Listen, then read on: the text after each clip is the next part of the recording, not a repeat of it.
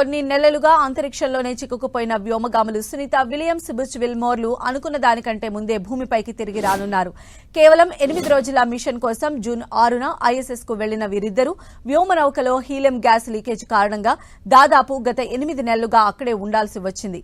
అటు నాసా అధికారులు, space X ఇంజనీర్లు వీరిని తీసుకురావడంపై ప్రతిసారి ఒక కొత్త తేదీని ప్రకటిస్తూ వస్తున్నారు. ఈసారి వీరు ఖచ్చితంగా భూమికి తిరిగి వస్తారని చెప్పినప్పుడల్లా మళ్లీ ఏదో ఒక సాంకేతిక సమస్య రావడంతో వారి రాక మరింత ఆలస్యమవుతోంది. దీంతో ఈ ఇద్దరు వ్యోమగాములు భూమిపైకి తిరిగి ఎప్పుడు వస్తారు అని ఉత్కంఠ నెలకొంది. అయితే తాజాగా వచ్చిన నివేదిక ప్రకారం వ్యోమగాములిద్దరూ షెడ్యూల్ కంటే ముందుగానే భూమిపైకి రావచ్చని తెలుస్తోంది. నాసా ఇటీవల ప్రకటించిన రీషెడ్యూల్ ప్రకారం అన్ని సవ్యంగా జరిగితే సునీత విల్మోర్ 2025 మార్చి చివరి వారం లేదా ఏప్రిల్ మొదటి వారంలో భూమిపైకి తిరిగి రావడం సాధ్యమవుతుంది. కానీ ఇప్పుడు ఈ ఇద్దరు వ్యోమగాములు అంతకంటే ముందుగానే భూమికి తిరిగి రావచ్చని తెలుస్తోంది. సునీత విల్మోర్ ను మార్చి 19 నాటికి తిరిగి భూమికి తీసుకువస్తున్నట్లు నాసా వర్గాలు తెలిపినట్లు డైలీ మెయిల్ ప్రకటించింది. ఇది గతంలో ప్రకటించిన డేట్ కంటే దాదాపు 2 వారాల ముందుగానే కావడం విశేషం.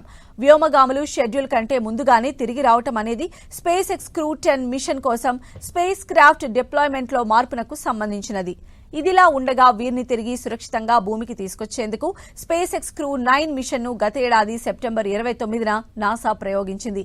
ఇందులో 4 సీట్లు ఉండగా హగ్, గోర్బునోవ్ అనే వ్యోమగాములను పంపించి మిగతా 2 సీట్లను సునీత విల్మోర్ కోసం ఖాళీగా వదిలిపెట్టారు. సెప్టెంబర్లో ఐఎస్ఎస్ తో అనుసంధానమైన ఈ మిషన్ 2025 ఫిబ్రవరిలో భూమికి తిరిగి రావాల్సి ఉంది. అయితే క్రూ 9 సిబ్బందిని రిలీవ్ చేసేందుకు వెళ్లే క్రూ 10 ప్రయోగం ఆలస్యం కారణంగా విల్మోర్, విలియమ్స్ భూమికి తిరిగి రావడం వాయిదా పడింది. మరోవైపు అంతరిక్షంలో చిక్కుకుపోయిన వ్యోమగాములు సునీత విల్మోర్ ను సురక్షితంగా భూమి మీదకి తీసుకురావాలని అమెరికా అధ్యక్షుడు ట్రంప్ తమ సాయం కోరినట్లు స్పేస్ ఎక్స్ అధినేత ఎలాన్ మస్క్ ఇటీవలే ప్రకటించారు. త్వరలో ఈ పని పూర్తి చేస్తామని తన ఎక్స్ ఖాతాలో పోస్టు చేశారు.